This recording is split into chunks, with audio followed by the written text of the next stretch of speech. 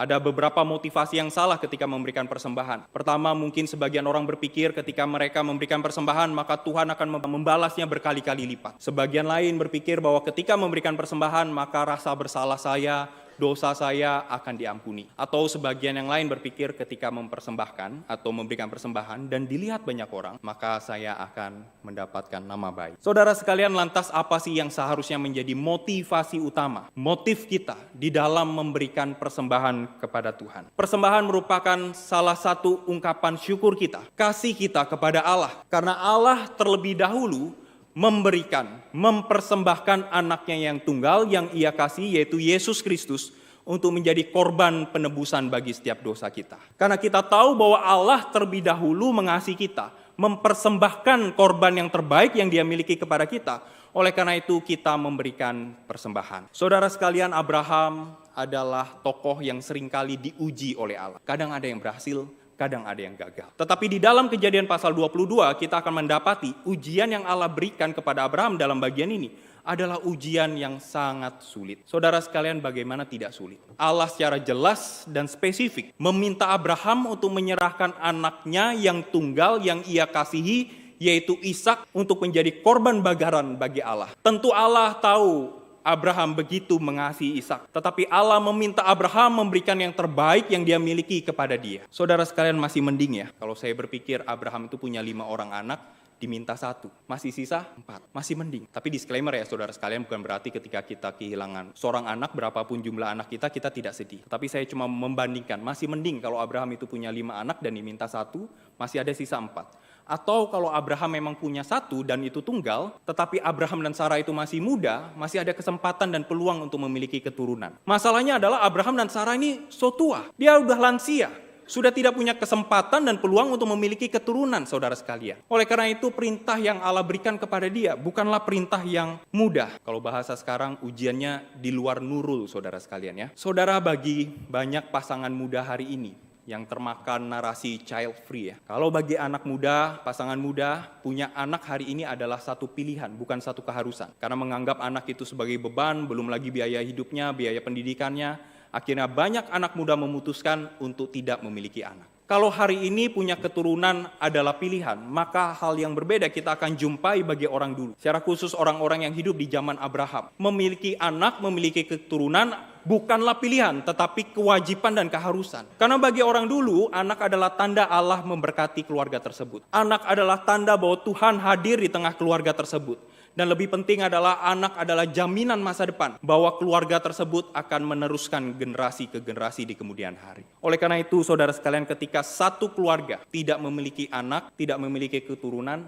mereka akan mengalami tekanan secara emosional dan juga sosial. Oleh karena itu, sekali lagi, ujian yang Allah berikan kepada Abraham itu bukanlah ujian yang mudah.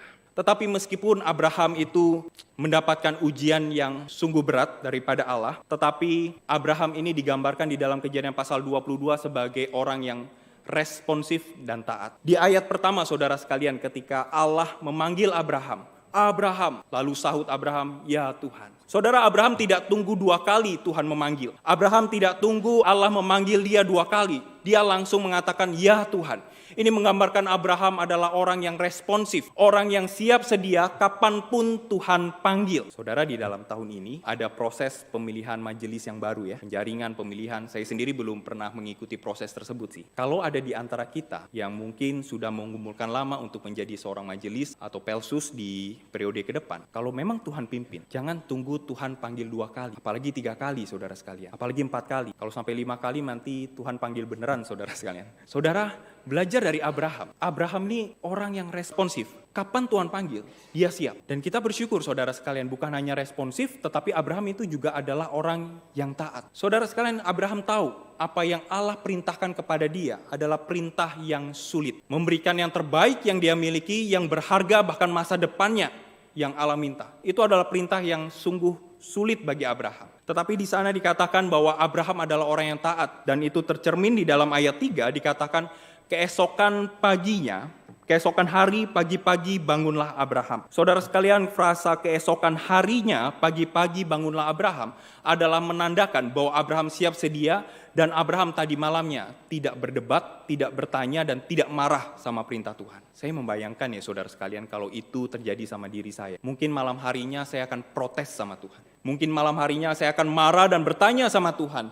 Tuhan, bukankah Engkau yang memberikan anak ini kepadaku? Tuhan, bukankah Engkau menjanjikan bahwa anak ini, melalui anak ini, semua janji yang Kau katakan kepadaku akan digenapi? Tuhan, bukankah Engkau sendiri yang memberikan nama anak ini, yaitu Ishak? Tapi kenapa hari ini Engkau menyuruh aku, papanya sendiri, membunuh anak ini sebagai korban bakaran bagi Engkau? Tuhan, Engkau ngeprank saya atau enggak sih? Saudara sekalian, saya pikir itu respon yang normal ya, respon yang wajar, respon yang manusiawi. Tetapi saya mau mengatakan kepada kita semua, respon yang manusiawi dan yang normal belum tentu respon yang berkenan di hadapan Tuhan. Respon yang manusiawi dan wajar belum tentu benar di hadapan Tuhan. Saudara sekalian, iman Abraham bukanlah iman yang buta. Iman Abraham justru lahir dari pengenalan dia yang begitu dalam tentang Allah. Sebelum di dalam pasal ke-22, kita akan melihat banyak sekali Allah berjanji kepada Abraham. Bahwa melalui Abraham banyak bangsa akan mendapatkan berkat. Bahkan di dalam Kejadian 21 ayat 12, Allah secara spesifik mengatakan bahwa Ishak adalah anak perjanjian. Melalui Ishak, semua janji yang Allah katakan kepada Abraham akan digenapi. Oleh karena itu saudara sekalian, Abraham percaya bahwa Allah itu tidak berubah. Manusia mungkin bisa berubah, tetapi Allah tidak berubah. Abraham percaya pada karakter Allah seperti ini. Saudara sekalian, meskipun mungkin kita bisa percaya kepada manusia, mungkin ada manusia yang kita percaya, betul-betul percaya, tetapi manusia itu bisa berubah. Tetapi ketika kita bicara tentang Allah, maka Allah tidak berubah. Oleh karena itu kita bisa menggantungkan seluruh pengharapan kita, iman kita, kepada Allah yang tidak berubah itu. Karena Allah tidak mengecewakan. Dan inilah iman yang dimiliki oleh Abraham. Saudara sekalian, iman tersebut juga terefleksikan dalam dua kejadian di dalam pasal 22, ayat 5 dan yang ke-8. Ketika itu Abraham memerintahkan kepada budaknya atau pembantunya untuk tinggal. Sementara dia dan Ishak akan naik ke gunung, mempersembahkan korban, sembayang, dan akan turun bersama-sama kembali dan menemui pembantunya atau budaknya. Saudara sekalian, apakah Abraham berbohong dalam hal ini? Di saat yang sama Abraham tahu perintah Allah kepada dia untuk membunuh anaknya. Apakah Abraham berbohong ketika mengatakan pada budaknya, pembantunya, bahwa dia akan turun bersama-sama dengan Ishak? Saudara sekalian, saya percaya Abraham tidak berbohong. Justru Abraham percaya dan beriman bahwa memang dia akan turun dari gunung tersebut bersama dengan Ishak. Kejadian yang kedua yaitu di ayat 8. Ketika Abraham dan Ishak seorang diri sudah mempersiapkan segala sesuatunya, Ishak bertanya dengan polosnya, dombanya mana Pak? Dan Abraham mengatakan, santai Jo, Tuhan akan sediakan tepat pada waktunya. Saudara sekalian, Abraham mungkin belum melihat dombanya. Tetapi meskipun dia belum melihat, tetapi dia percaya Allah akan menyediakan tepat pada waktunya. Di dalam Ibrani 11 ayat 19 dijelaskan bahwa Abraham percaya dengan iman bahwa Allah berkuasa membangkitkan orang-orang sekalipun di antara orang mati. Saudara sekalian, meskipun, kalaupun Abraham harus membunuh anaknya untuk menjadi korban bakaran kepada Allah, dia percaya bahwa Allah akan membangkitkan Ishak. Saudara sekalian, Abraham bukanlah orang yang pernah melihat Allah membangkitkan orang mati. Abraham juga bukanlah orang yang pernah mendengar bahwa Allah pernah membangkitkan orang mati sebelumnya. Tetapi meskipun dia tidak pernah melihat, dia tidak pernah mendengar, tetapi dia percaya. Saudara sekalian, inilah karakteristik iman dari Abraham. Meskipun dia belum melihat, belum pernah mendengar, tetapi dia percaya. Saya ingat satu masa atau satu momen dalam kehidupan Abraham ketika dia sudah frustasi dan hilang harapan untuk bisa mempunyai keturunan di hari tuanya. Oleh karena itu dia sudah berpikir dan merencanakan bahwa segala kekayaan dia, warisan yang dia miliki akan jatuh ke tangan budak yang dia percaya, yaitu Eliezer. Di tengah situasi seperti itu, firman Tuhan menyapa Abraham. Abraham, coba lihat di langit. Kamu bisa nggak hitung jumlahnya, bintang-bintang tersebut? Kamu tahu nggak Abraham, bahwa keturunanmu ke depannya akan sebanyak bintang-bintang di langit? Saudara sekalian, dijelaskan, lalu percayalah Abraham kepada Tuhan, maka Tuhan memperhitungkan hal itu kepadanya sebagai kebenaran. Saudara, inilah iman. Meskipun Abraham belum sempat melihat keturunannya sebanyak bintang di langit, tetapi dia percaya. Saudara sekalian, Allah kita adalah Allah yang tidak berubah. Allah yang ketika berjanji pasti akan menggenapi. Dia adalah Allah Abraham, Allah Ishak, Allah Yakub. Allah yang tidak pernah meninggalkan perbuatan tangannya, Allah yang tidak akan pernah meninggalkan saya dan saudara. Ada amin? Dia adalah Allah yang tidak berubah, Allah yang tidak akan mengecewakan kita. Saudara sekalian, tepat sebelum Abraham membunuh Ishak sebagai korban bakaran, malaikat Tuhan datang kepadanya untuk mengatakan, berhenti Abraham, stop. Kini Allah telah mengetahui bahwa Abraham tidak segan-segan mempersembahkan yang terbaik yang dia miliki bagi Allah. Dan Allah juga melihat bahwa iman Abraham adalah iman yang sungguh-sungguh. Dan tepat pada waktunya memang Allah menyediakan domba sebagai ganti Ishak. Abraham melihat ada domba yang terjebak di semak belukar, dan itu dijadikan korban bakaran pengganti Ishak. Saudara sekalian, tempat di mana Abraham menemukan domba itu dinamai Abraham sebagai Jehovah Jireh, atau Tuhan menyediakan. Kata Jehovah Jireh sendiri sepanjang Alkitab hanya ditemukan di ayat 14. Kejadian pasal 22 ayat 14. Seringkali banyak orang Kristen memaknai Jehovah Jireh sebagai Tuhan menyediakan apa yang kita butuhkan. Secara khusus dalam hal materi, dalam hal keuangan. Tuhan pasti cukupkan apa yang kita butuhkan. Saudara, apakah benar makna ini? Saya pikir makna Jehovah Jireh itu memiliki makna yang jauh lebih luas, jauh lebih dalam daripada hanya sekedar Tuhan menyediakan apa yang kita butuhkan. Jehovah Jireh itu berarti Tuhan menyediakan apa yang manusia paling butuhkan, di mana manusia tidak mampu menyediakannya, yaitu korban bagi penebusan dosa manusia. Allah menyediakan apa yang paling manusia butuhkan, di mana manusia tidak mampu menyediakannya, yaitu korban penebusan bagi dosa mereka. Sebenarnya saudara sekalian, kebutuhan ini sudah nampak di dalam Kejadian pasal yang ketiga. Ketika manusia jatuh dalam dosa, mereka berlari dan bersembunyi daripada Allah. Mereka berusaha menutupi ketelanjangan mereka, kesalahan mereka dengan membuat pakaian dari daun ara. Ini adalah gambaran manusia yang berdosa. Mereka berusaha menutupi kesalahan mereka dengan perbuatan baik, dengan amal soleh, dengan uang mereka, dengan jabatan mereka. Tetapi kita sama-sama tahu, semuanya itu percuma di hadapan Allah. Saudara mengetahui bahwa manusia, ciptaannya tersebut, sedang lari dan bersembunyi daripada dirinya. Allah adalah Allah yang memperkenalkan diri sejak semula sebagai Allah yang mencari. Saudara, Allah bukan mencari barang yang baik, Allah bukan mencari ciptaannya yang masih baik-baik, tetapi justru Allah memperkenalkan dirinya sebagai Allah yang mencari manusia yang berdosa. Allah mencari ciptaannya yang rusak, yang cemar, dan tidak punya harapan. Dan tema Allah yang mencari ini adalah satu tema yang terus-menerus berulang dari perjanjian lama hingga perjanjian baru. Di dalam pasal ketiga, maka kita akan menemukan Allah bertanya kepada manusia, di manakah engkau? Di manakah engkau manusia yang berdosa? Di manakah engkau manusia yang jatuh dan cemar karena dosa? Allah mengetahui saudara sekalian bahwa manusia sedang menutupi ketelanjangannya dengan upaya mereka sendiri, dengan pakaian yang mereka buat. Akhirnya di dalam Kejadian pasal 3 kita menemukan Allah mengganti pakaian manusia, bukan dari pohon, bukan dari daun, tetapi dari kulit binatang. Saudara, ketika kita bicara masalah kulit binatang, berarti kita sedang berbicara ada darah yang tertumpah. Ada korban yang disediakan untuk membuat pakaian untuk manusia, untuk menutupi ketelanjangan mereka. Dan apa yang Tuhan lakukan merupakan kisi-kisi atau gambaran tentang apa yang Allah akan lakukan di kemudian hari. Saudara sekalian, di dalam Kejadian pasal 3, ketika manusia jatuh dalam dosa, Allah menyediakan korban untuk membuat pakaian menutupi ketelanjangan manusia. Dan pada puncaknya, Allah menyediakan korban yang sempurna, yang satu kali, yang terbaik untuk menutupi dosa manusia, yaitu anak yang tunggal yang Ia kasihi, yaitu Yesus Kristus.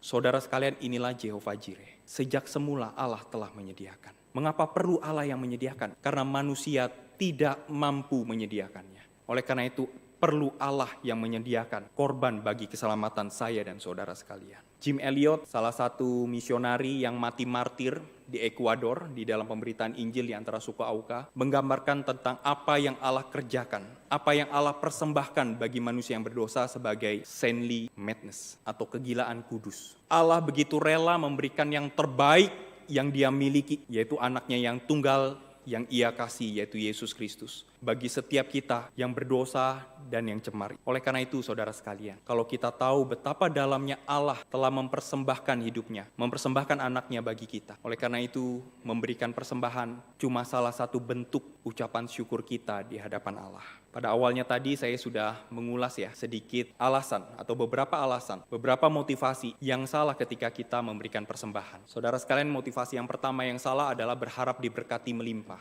Ada banyak anak Tuhan, orang Kristen, ketika memberikan persembahan, mereka berharap Tuhan akan membalasnya berkali-kali lipat. Kalau saya kasih doi 100 juta, maka Tuhan akan memberikan 200 atau 300 juta. Saudara sekalian, ketika kita punya sikap seperti ini, sama saja menganggap persembahan itu seperti transaksi ekonomi atau investasi. Kalau Tuhan tidak membalas, kita akan tuduh Tuhan sebagai investasi bodong atau scam. Wah, Tuhan ini scam. Saya sudah kasih banyak tapi tidak dibalas banyak. Saudara sekalian, apabila di antara kita memiliki motivasi seperti ini, maka saya mau mengatakan celakalah kita. Dibalas atau tidak dibalas bukan urusan kita. Tuhan membalas berkali-kali lipat atau tidak sama sekali, itu urusannya Tuhan. Dalam pengalaman hidup saya ketika saya memberikan persembahan, memang kadang-kadang Tuhan membalas. Tetapi tidak jarang juga Tuhan tidak membalas. Tetapi apakah saya bermasalah? Tidak. Karena saya tahu balas-membalas itu urusannya Tuhan. Itu haknya Tuhan. Bagian saya adalah untuk memberi sebagai tanda bahwa saya bersyukur kepada Allah. Motivasi yang kedua, saudara sekalian, yang salah adalah menutupi rasa bersalah. Mungkin ada orang yang berpikir karena usaha saya, bisnis saya, pekerjaan saya yang saya lakukan dari Senin sampai Sabtu atau Senin sampai Jumat, banyak manipulasinya, banyak tipu sana dan tipu sini, banyak kecurangan terjadi, oplos-oplosan ya, kadang-kadang rohani, kadang-kadang sekuler. Dan kita tahu itu salah. Oleh karena itu, supaya tidak terlalu bersalah, kita persembahkan uangnya ke gereja. Saudara sekalian, apakah ini pernah terjadi dalam sejarah umat Tuhan di dalam Alkitab? Pernah. Secara khusus ketika Nabi Amos hidup, umat Tuhan hanya hidup Sabtu Minggu bagi Tuhan. Tapi Senin sampai Jumat itu menjadi anak yang lainnya. Mereka betul-betul korup dalam hidupnya. Mereka betul-betul tidak mencerminkan Tuhan di dalam keseluruhan hari yang mereka miliki. Di dalam Amos 5 ayat 22, Amos memperingatkan umat Tuhan. Sungguh apabila kamu mempersembahkan kepadaku korban-korban bakaran dan korban-korban sajian, aku tidak suka. Dan korban keselamatanmu berupa ternak yang tambun, aku tidak mau pandang. Saudara sekalian, Allah ingin supaya setiap kita dari Senin sampai ke Senin itu hidup bagi Tuhan. Kita dipanggil untuk menjadi anak-anak Tuhan yang full timer, bukan menjadi anak Tuhan yang part timer. Anak Tuhan hanya cuma jadi Sabtu Minggu, tetapi Senin sampai Jumat anak yang lain. Amos melanjutkan di dalam ayat 24, tetapi biarlah keadilan bergulung-gulung seperti air dan kebenaran seperti sungai yang selalu mengalir. Saudara, kita harus ingat bahwa Allah bukanlah Allah yang dapat dimanipulasi. Allah bukanlah Allah yang dapat ditipu. Allah bukanlah Allah yang dapat disogok dengan uang kita. Sepertinya umat Tuhan pada waktu Amos itu menganggap persembahan seperti money laundry, pencucian uang. Saudara sekalian, ini adalah motivasi yang salah juga ketika kita memberikan persembahan. Motivasi ketiga, saudara sekalian, motivasi yang salah ketika kita memberikan persembahan adalah untuk mendapatkan nama baik. Saudara, ada banyak loh ya, anak Tuhan, kalau namanya dan gelarnya tidak ditulis lengkap, dan nominal persembahannya tidak ditulis, itu marah. Saya selalu berpikir apakah mereka menganggap persembahan yang mereka berikan itu kompetisi. Semakin besar persembahan saya, maka semakin bergengsi saya. Saya punya dapat nama baik lebih banyak daripada orang lain yang mempersembahkan uang yang tidak sebesar saya. Bagi kita yang mungkin memiliki motivasi seperti ini, mungkin kita perlu pikirkan bahwa seberapa banyak pun persembahan kita di hadapan Tuhan itu tetap tidak berarti. Kita perlu ingat bahwa segala isi bumi ini adalah milik Allah. Jadi sebanyak apapun persembahan yang kita miliki, itu tidak sebanding dengan aset yang Allah miliki. Semua motivasi ini adalah motivasi-motivasi yang berpusat pada diri sendiri. Motivasi yang selalu berpusat dan mempertanyakan apa benefitnya bagi saya. Apa manfaatnya bagi saya ketika saya memberikan persembahan. Seharusnya saudara sekalian kita memiliki motivasi memberi persembahan adalah ucapan syukur. Karena Allah terlebih dahulu memberi. Di dalam 1 Yohanes 4 ayat 19 dikatakan kita mengasihi karena Allah lebih dahulu mengasihi kita. Saudara, karena darah Kristus kita bisa merdeka di dalam mengasihi. Begitu pula karena darah Kristus, kita bisa merdeka di dalam memberikan persembahan. Kita memberikan persembahan bukan untuk mendapatkan, tetapi kita memberikan persembahan justru karena kita telah mendapatkan. Ada dua hal yang berbeda ya saudara sekalian. Kita memberi persembahan bukan untuk mendapatkan apa, tetapi kita memberi persembahan karena kita telah mendapatkan. Saudara sekalian, oleh karena itu mungkin pertanyaan selanjutnya, mengapa sih kita perlu mempersembahkan uang kita? Kenapa sih bentuk persembahan itu salah satunya uang? Saudara, ketika kita bicara uang tidak hanya berbicara masalah lembaran kertas atau nominal tertentu. Tetapi di balik lembaran kertas dan nominal tertentu ada kuasa. Kuasa untuk membeli sesuatu dan kuasa untuk mempengaruhi. Ketika manusia jatuh dalam dosa, manusia tidak lagi menjadikan Allah sebagai objek penyembahannya. Tetapi dia menjadikan hal-hal yang lain termasuk dirinya sebagai Tuhan atas dirinya sendiri. Nah, oleh karena itu manusia perlu kuasa untuk menjadikan dirinya sebagai Tuhan. Dan itu difasilitasi dengan uang. Banyak manusia sekarang menjadikan uang sebagai tujuan hidupnya. Kerja pagi, siang, malam, lupa keluarga, lupa gereja, lupa kesehatan dirinya sendiri untuk mendapatkan uang yang banyak. Karena semakin banyak uang yang dia miliki, maka semakin besar kuasa yang dia miliki. Semakin besar kuasa yang dia miliki, dia akan berpikir bahwa saya adalah Tuhan. Saudara sekalian, oleh karena itu, memberikan persembahan itu mengajarkan hati kita untuk berfokus sama Tuhan. Memberikan persembahan berarti mengakui bahwa sesungguhnya kita itu tidak punya kuasa. Yang punya kuasa adalah Allah.